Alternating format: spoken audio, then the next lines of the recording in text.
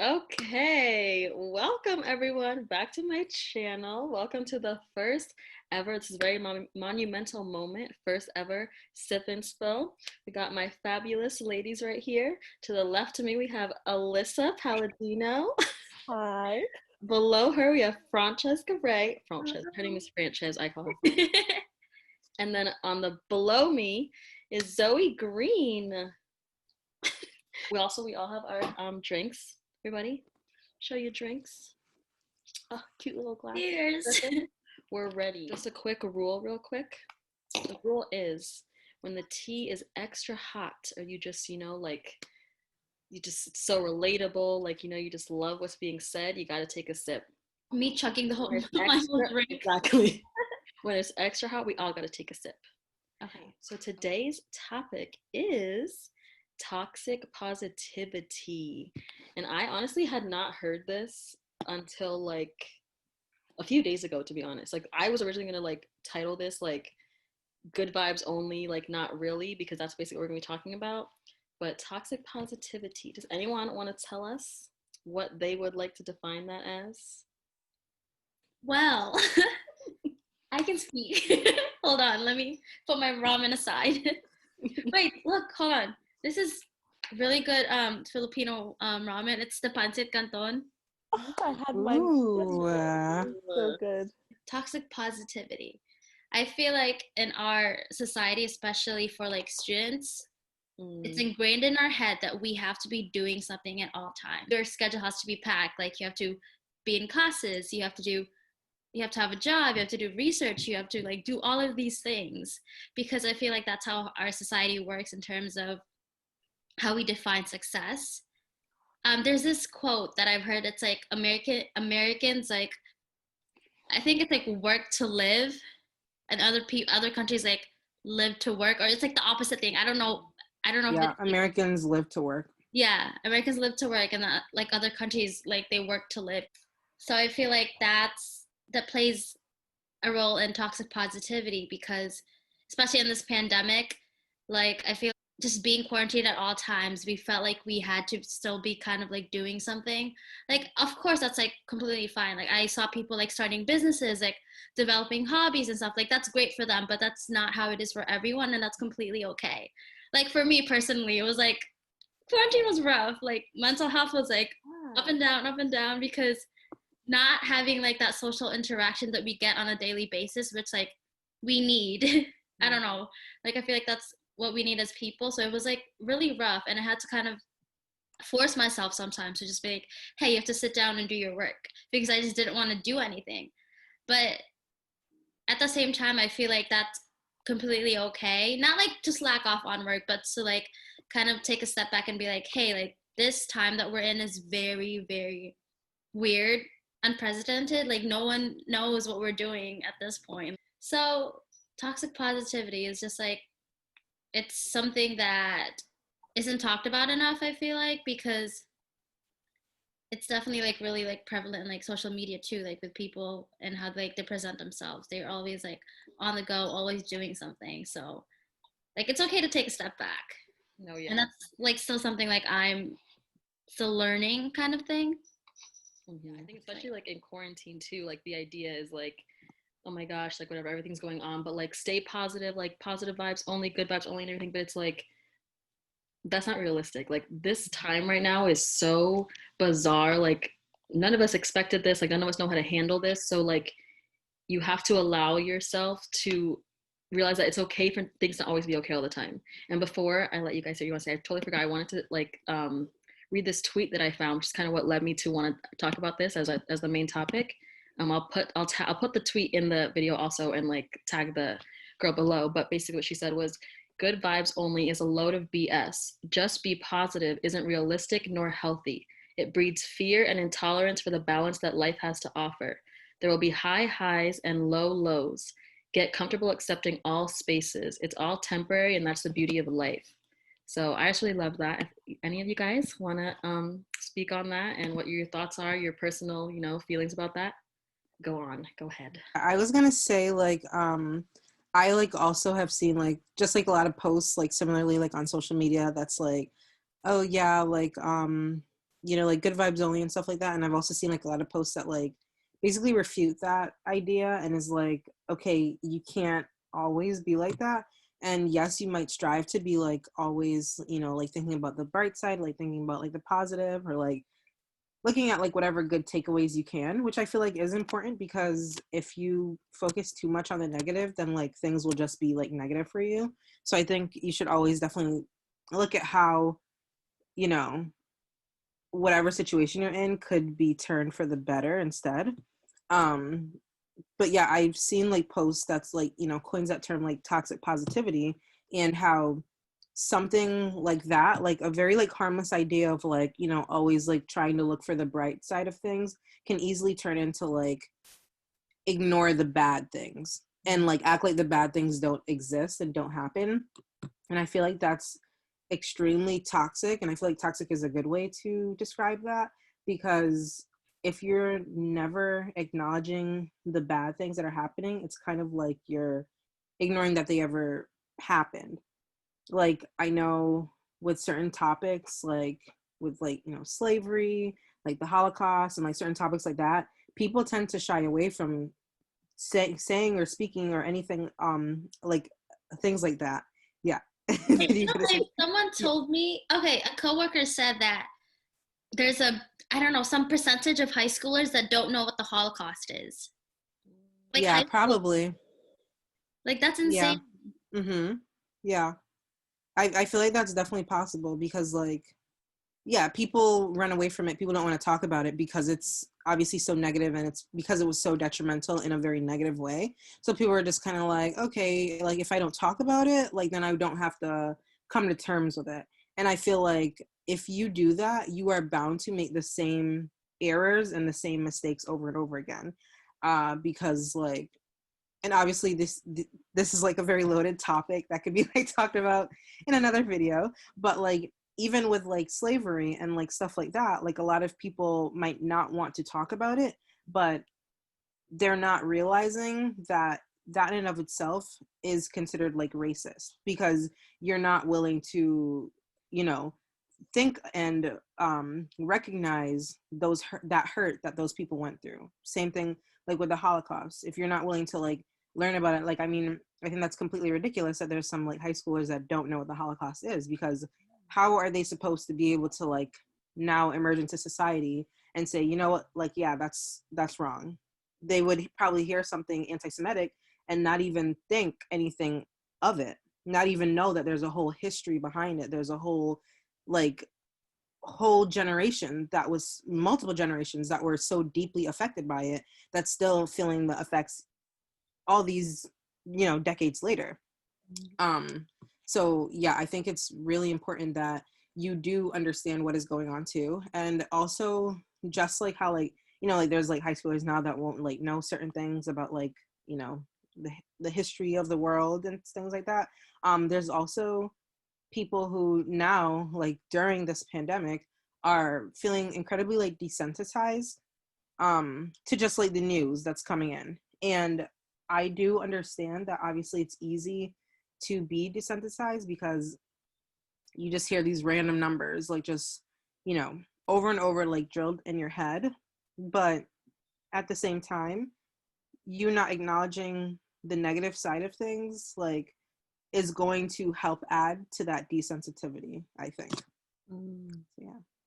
I think kind of piggybacking, I guess, off of a little bit of what everyone said so far.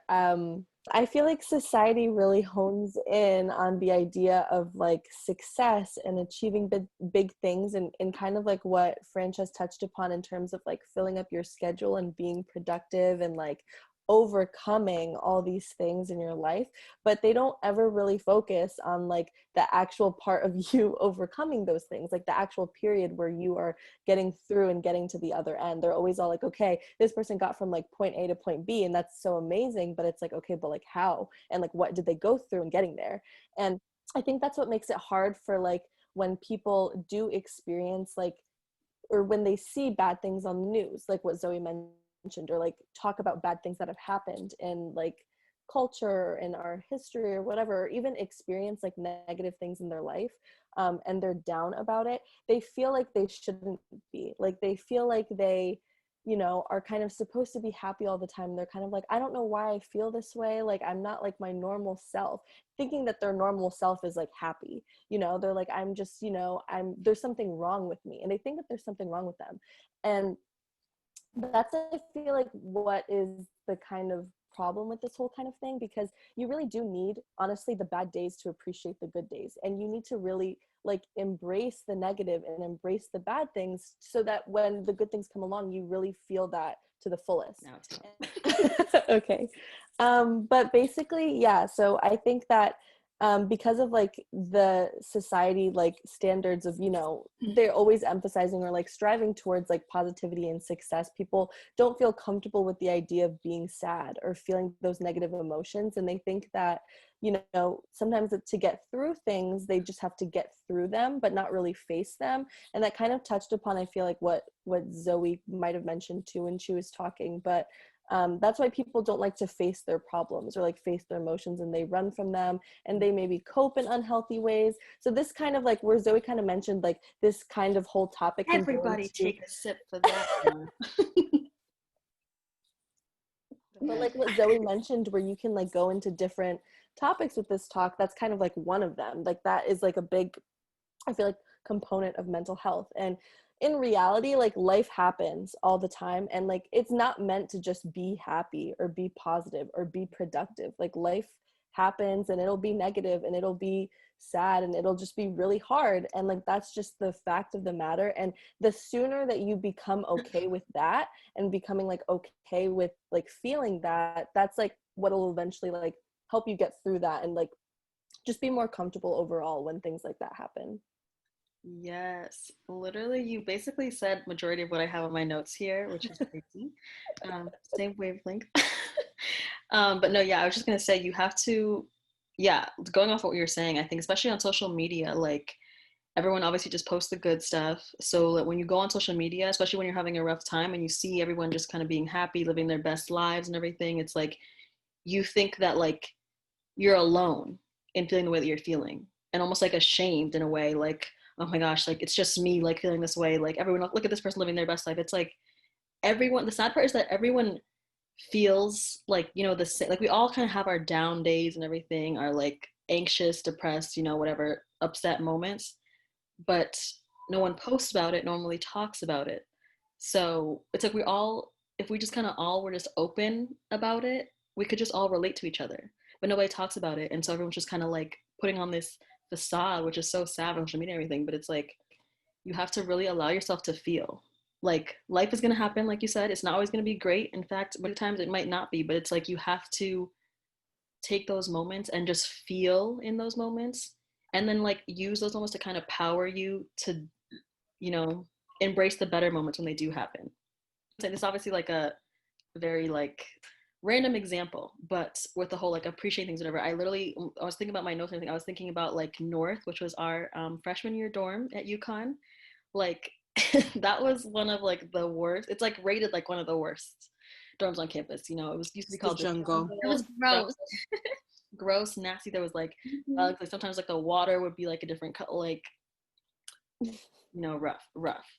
But like if we hadn't lived there and like appreciated that, we would not have appreciated like Busby, like where we lived next, like South, like the other door, you know what I mean? Like it's just like that's obviously like a very like minor example, but it's like you have to kind of sometimes experience, well, not always have to, you have to experience, you know, the bad, the things that, you know, it seems like, dang, like this is where we at right now, to appreciate the good because it gets better. Because I know I honestly wouldn't have appreciated like our off-campus apartment as much if I like had started off at that there like freshman year.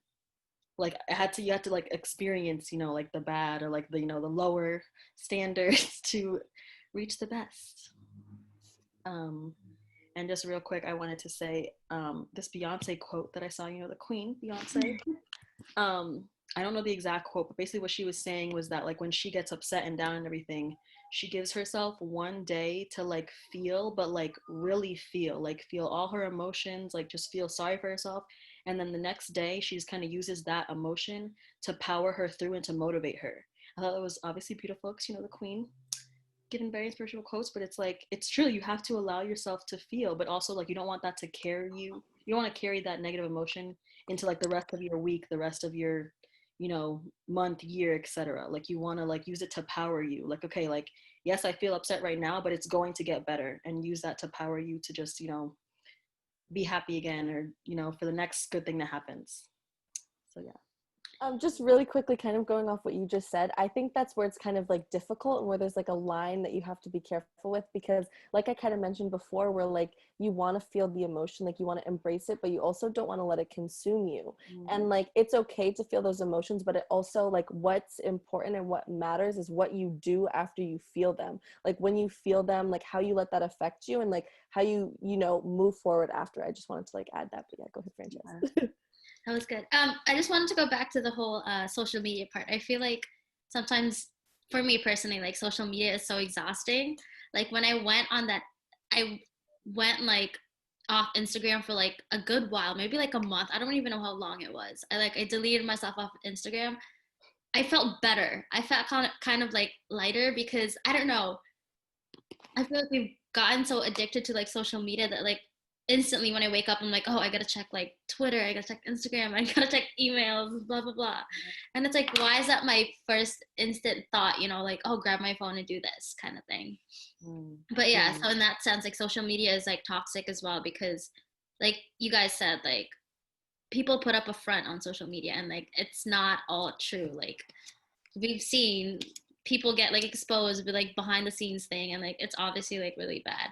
But in terms of like yeah, in terms of like mental health, I feel like that's a topic like society is still learning how to be comfortable with.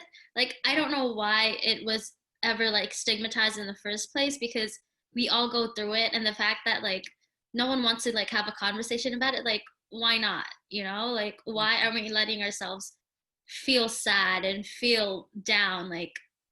Like you guys said, like we have to feel those things and able for us to like realize that, hey, like I have a family, like I get to wake up every day, I'm awake every day, like I didn't die in my sleep. Like I have friends that like support and love me and stuff. So like why don't we appreciate the sadness in terms of like, I mean, like there's that quote, oh, like appreciate the beauty in the sadness kind of thing, like because there is beauty in the sadness. And I feel like that's also something I'm still trying to learn, like the whole like emotional like vulnerability thing. Like that's hard growing up like in a setting where like that wasn't necessarily like something that was fostered, and something that was kind of something that I grew up with kind of thing. Like I feel like that's pretty common in like immigrant families where something with emotions. Whole nother subject. Yeah, a whole nother subject. No, you're right. Yeah. Literally, Alyssa.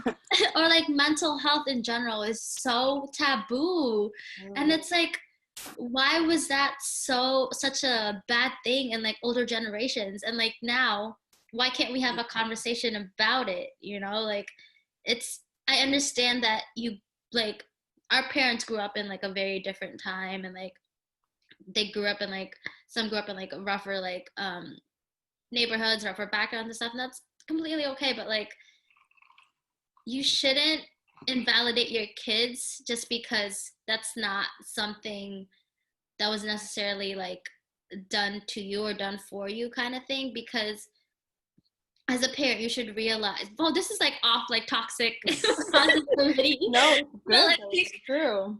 As a parent you shouldn't invalidate your like kids. Ignore your kids. Yeah, because the way they're nurtured, the way their emotions are nurtured when they're younger has a lot to do with how they end up as a grown-up, and some of us got fucked up by our parents, and it's like it's okay, but like as long as we recognize that those are toxic, and that we recognize that those bad things will help us grow into a better person, grow into who knows, maybe a better parent if we have kids, if like that's our choice and stuff.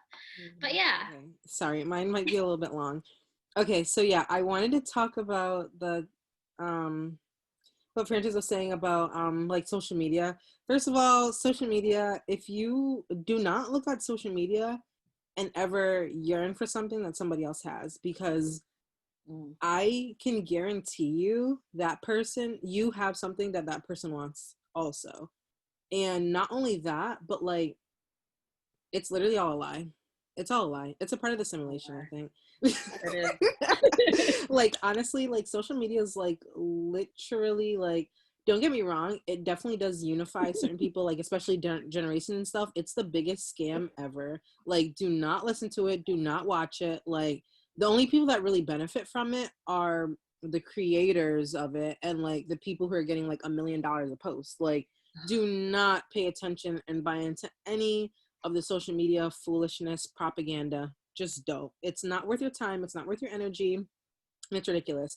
Also, going off of what you're saying about like just checking it and like just being in that routine, I mean, I'm talking all this crap about social media. I do go on social media, don't get me wrong, because like it's just a generation. Yeah. And it's just like the culture too. Like, of course I'm gonna go on it, but honestly, I don't post like that.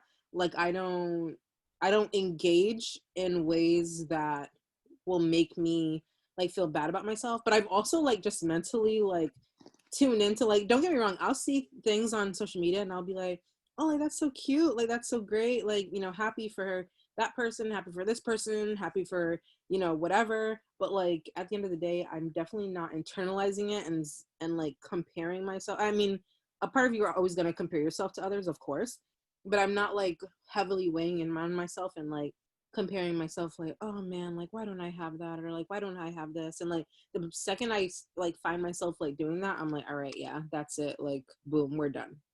So it's good to have that self-control too, to know when you need to stop. Know when you need to stop. And everybody's limits is going to be different. Some people could go on social media for 3 hours like in one go, like, or maybe even more. I don't know.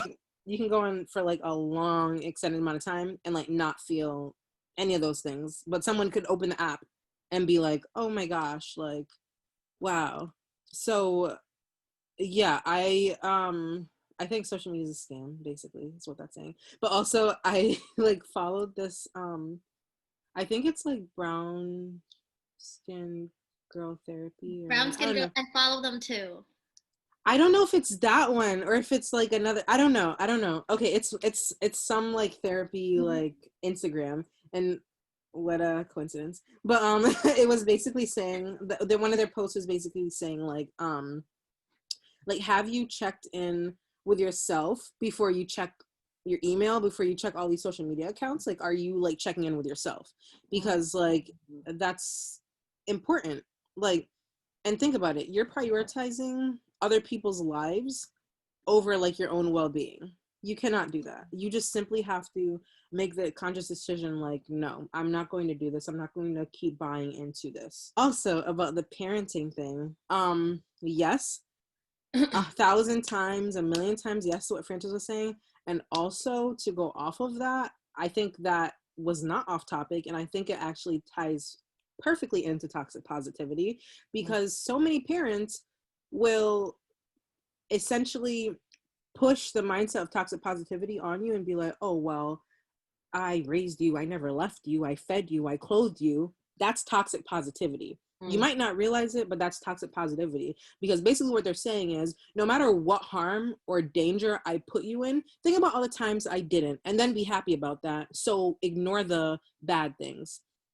And you simply cannot do that. This is why we're talking about this, because you cannot just ignore the bad things. You cannot just push them to the side. And I know a lot of parents will do that. And to be honest with you, I don't think they're doing it to harm you in like any shape, way, or form. I honestly think it's their coping mechanism, because they think, okay, now I feel bad about you pointing out all of my things, so I'm going to counter and say / do something that's going to make you feel bad about even bringing that up in the first place. And But also, again, it's probably toxic what they've been positivity. told as well. It's like a whole Oh, of course. Oh, of course. Yeah. And it's what they've not only been told, but it's what they've internalized, and it's what they start to believe now, because they're like, let's say their parents told them like, oh, blah, blah, I put a roof over your head, I put food on the table, blah, blah, blah, like just like regular like parenting things, like the bare minimum. And they start to think like, yeah. And then they start to glorify that, and they start to like literally put so much glory on the bare minimum. Yeah. And then they're like, okay, so this is all my child needs to survive. If they ask for anything else, they're ungrateful and they're asking me for too much. And that's a T. Okay. Zoe. You made me finish my drink, Zoe. I need to get another one. Do it, honestly. Get another one. Okay, so I kind of wanted to piggyback off of what Zoe and Frances said, because what they said is just so important and so like to this topic, because I think part of the reason why, I think Samantha touched upon, no one wants to talk about it. Like, no one wants to talk about like the bad things and like the negative emotions. And I think a lot of that also has to do with like a lot of people's upbringing. Like, I know like both Samantha and Zoe kind of touched upon this, but the whole thing of like your parents kind of like not allowing you to really feel like your emotions, especially if they were like negative, they'd kind of be all like, no, don't cry, or like, no, you're fine, or like, no, blah, blah, blah, like not giving you that room to really like express yourself. And if like you expressing yourself in like a negative way sometimes was like treated with like a punishment, kind of like, oh, like, why are you acting like that? And like you'd be punished for feeling that way. So like growing up, obviously that's going to make someone feel like, oh, like I can't talk about the negative emotions, I can't feel them, I can't even think about them. And like I know for me personally, I know like Frances knows this because this happens like with her all the time, but like because of that kind of like, you know, environment being raised in, I like get to a point where like I don't talk about how I'm feeling until I explode, like until like all of the negative emotions build up and I just start crying at like the randomest occasion. And Frances is kind of like, okay, what happened? Like what happened all this time? Because I know it's a buildup of all these things, and it's, you know, it's just not like it, you shouldn't have to like, you should deal with them as they come. But obviously like we were, I feel like raised, especially like I know Frances mentioned this and Zoe mentioned this, but like in a household too, especially like an immigrant type household, like you're not really allowed to feel. And I think a lot of it too has to be with like your parents like not wanting to feel bad because you feel bad. Like if they see you sad, like they don't want to feel bad that you're sad. Like it obviously like in some way it does like hurt them that you're sad, but like instead of like actually working through that with you, they're kind of like, no, don't feel that. Because if they don't see you feel sad, then they're like, okay, they're not sad, you know, they're like, it's kind of like, okay, yeah, then like that's fine, like they're fine. And that's why so many times, like especially with like I know this like in the like in Asian households as well, like there's a lot of like people that like try to confide in their parents about their mental health, and their parents are kind of like, what do you mean you're sad? Like you're not sad, like you're fine. And like especially the whole thing that like Zoe mentioned too, like about they're kind of manipulative in the sense where they're like, oh, like, well, I provided this like house for you, I feed you, I do all this stuff for you, like you don't have room to be sad or to complain or do any of this stuff. When in reality, it's like, that's what you're supposed to do as a parent. You're supposed to like provide for your kid financially and feed them and do all of the physical basic needs. Like that's just guaranteed. And as kids, like we didn't ask to be born. Like we weren't like, mom, like please give birth to me. Like please give birth to me and feed me and pay for me. Like I didn't beg my mom to do that. None of us did. That was a choice that they made. And so like saying that to your kid, I didn't realize this growing up, but growing up, I was like, as a kid, when I heard that, like, I was like, oh my God, you're right. I'm so awful. Like, I'm so ungrateful. Like, I can't believe I even would think, like, to even, you know, say something like that or react that way. And like growing up, like hearing that, that's a form of toxic positivity. Like, that's just them trying to be all like, yeah, like, it's fine. Or I don't know, I'm sure your parents, I'm sure you can relate to this too, but my mom used to say all the time, like, oh, like, if you think I'm bad with you, like, you should have seen how my dad or my parent was with me. And I'm like, then I get scared as a kid. I'm like, oh my God, like, you're right. Like, yeah. I got it easy. When in reality, like, that shit fucks you up. And like, you kind of go through and you just like think it's fine. And then you get older and you're like, you know, why do I have all these issues? Like, why is this like, why is there, you know, why are there problems? Why don't I want to talk about how I feel? And it's just like that whole, you know, environment that you grew up in where they just like want you to avoid all the negative things and not talk about them, especially when it like comes to like, I don't know if your parents ever did this, but like if you have like trouble at home, like your parents try to like want to show off to like friends and other family members that you're fine, that your family's like not going through anything. It's the whole idea of putting up a front all the time, which is like toxic because, you know, you're not allowed to really like just be who you are, even if it's like not considered traditionally good or traditionally like well in a sense. But yeah. Wow. Exactly. Oh my gosh. Speaking volumes tonight, friends. Oh Gotta take my a sip. gosh. That's before Francis, you go, we're gonna talk about this in another video, but in case you were not aware, it all starts with your upbringing. It all starts with your childhood. It all starts there. So we start talking about this, thinking about social media and all that stuff like that, but not even realizing that toxic positivity starts in your home, starts with your parents, starts with, like when you're a little child, when you don't even understand these things, it starts then. So that's for a whole nother the video. seed is sown. Yes, exactly. Yeah. And then other things I feel like help to reinforce it. Yeah. Basically, yeah. Completely. But that's for a whole nother video. So, Frances, I know you were raising your hand. I was literally taking notes, like not gonna lie. So I was like, I don't forget this point that I was Okay, so I wanted to go back to the whole like bare minimum parenting thing. Like I've literally heard from my own like parents, like in high school, I would be like, oh, I'm so stressed because there's so many things going on.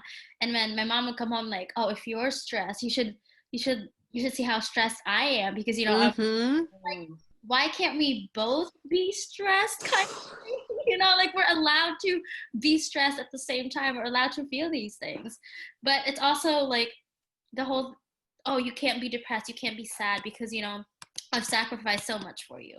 And like I immigrated to this country and like did all this like which like obviously like I'm super grateful for. Like that's amazing. Like my mom is like one of my biggest like motivations and inspirations. But at the same time, there are some shortcomings and there's some setbacks that I've realized growing up in the way I was raised, just because of like the kind of mindset that they've like raised me in.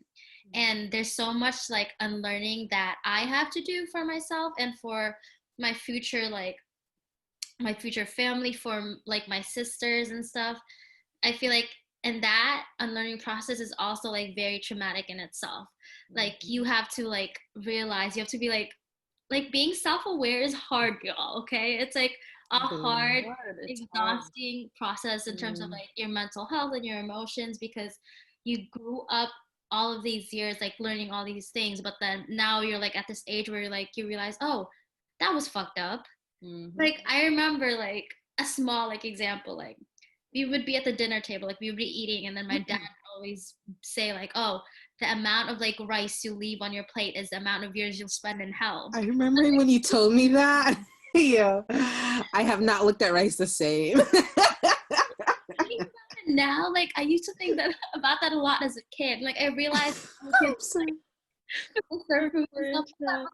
you can phrase it in a way that doesn't like traumatize them, like, that's scary. Like being raised in like in a religious household too, so like you kind of believe everything. Oh, which is also another topic in itself, because religion can be very toxic in the way it's enforced and like.